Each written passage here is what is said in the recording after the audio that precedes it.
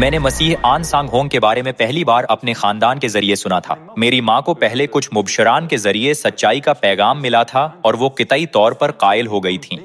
میری والدہ نے سنی ہوئی سچائی اور مسیح آن سانگ ہونگ کے بارے میں فخر سے بات کی۔ میں نے اسے کبھی اتنا خوش اور پرجوش نہیں دیکھا، اور میں نے سنا کہ اسے پورا یقین ہے کہ وہ جو پڑھ رہی ہے وہ سچ ہے، اس لیے مجھے اس موضوع کا تجسس پیدا ہوا اور میں اپنے لیے مسیح کی دوسری آمد مسیح آن سانگ ہونگ کے بارے میں چھان بین کرنا چاہتا تھا۔ آخر کار مجھے ایک موقع ملا اور میں خدا کی کلیسیا کے پاسٹروں میں سے ایک کے ساتھ تعلیم حاصل کر پایا، اور میں مختلف موضوعات پر جان سکا کہ کیسے مسیح آن سانگ ہونگ نے کتاب مقدس کی تمام نبوتیں پوری کیں۔ اس کتاب مقدس کے مطالعے سے میں یہ بھی دیکھ سکا کہ کتاب مقدس حقیقت ہے، کتاب مقدس بالکل سچ ہے۔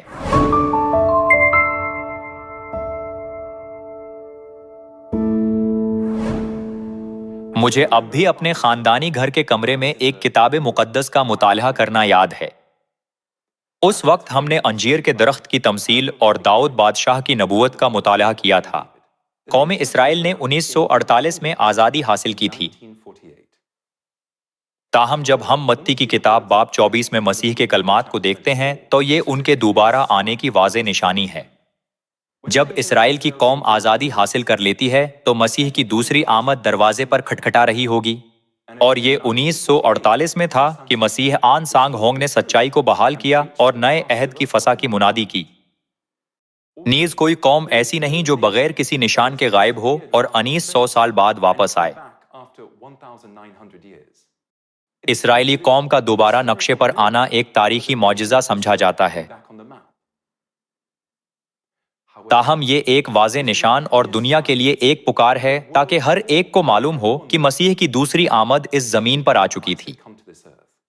جب ہم داؤد بادشاہ کے بارے میں بھی نبوتیں دیکھیں تو ہم دیکھ سکتے ہیں کہ جب وہ آخری دنوں میں آئیں گے تو ابدی عہد ظاہر ہوگا جس کے ذریعے ہماری روحیں زندہ رہ سکیں گی۔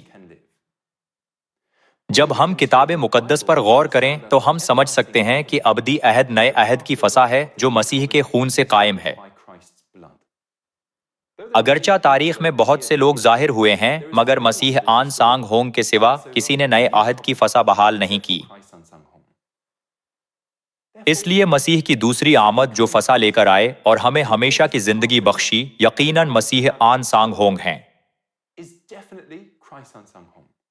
مسیح آن سانگ ہونگ یقیناً مسیح کی دوسری آمد ہیں، کیونکہ انہوں نے ملک صدق کے طور کی نبوت کو پورا کیا ہے اور داؤد بادشاہ کی نبوت اور انجیر کے درخت کی تمثیل پوری کی۔ میں حیران ہوا اور بہت متاثر ہوا کہ خدا اس زمین پر ان آخری دنوں میں مجسم ہو کر آئے ہیں۔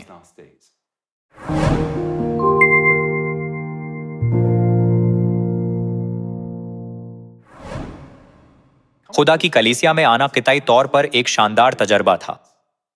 مجھے اب بھی یاد ہے کہ پہلی بار اراکین کو دیکھا تھا۔ وہ بہت پرمسرت اور خوش تھے اور انہوں نے مسکراہٹ کے ساتھ میرا خیر مقدم کیا۔ یہ کوئی بناوٹی چیز نہیں تھی بلکہ یہ واقعی دل سے تھا۔ نیز مجھے یہ احساس ہوا کہ یہ ایک سچا خاندان ہے، کیونکہ ہم نئے عہد کی فسح کے وسیلہ خدا کا خون اور گوشت میراث میں پاتے ہیں۔ ہم سب آسمانی خاندان کے اراکین ہیں۔ ایک دوسرے کے لیے احترام، محبت اور عزت ہوتی ہے۔ نیز عبادت میں شریک ہونے سے واقعی مقدس محسوس ہوا، جن کا محور صرف خدا اور کتاب مقدس کے کلمات ہیں۔ خدا کی کلیسیا میں ہم خدا کے بارے میں فخر کرتے ہیں، نہ کہ کلیسیا کے کسی مشہور پادری یا مشہور رکن کے بارے میں۔ کتاب مقدس کی تمام 66 کتابیں مسیح کی گواہی دیتی ہیں، اور کتاب مقدس کا مرکز نیا عہد ہے جس کے تحت ہم ہمیشہ کی زندگی پا سکتے ہیں۔ مجھے واقعی امید ہے کہ آپ آئیں گے اور نئے عہد کی خوشیاں منائیں گے، اور یہ کہ ہم سب اکٹھے آسمان کی بادشاہی میں جا سکتے ہیں جہاں مزید درد اور تکلیفیں نہیں ہوں گی۔ خدا آپ کو برکت دیں۔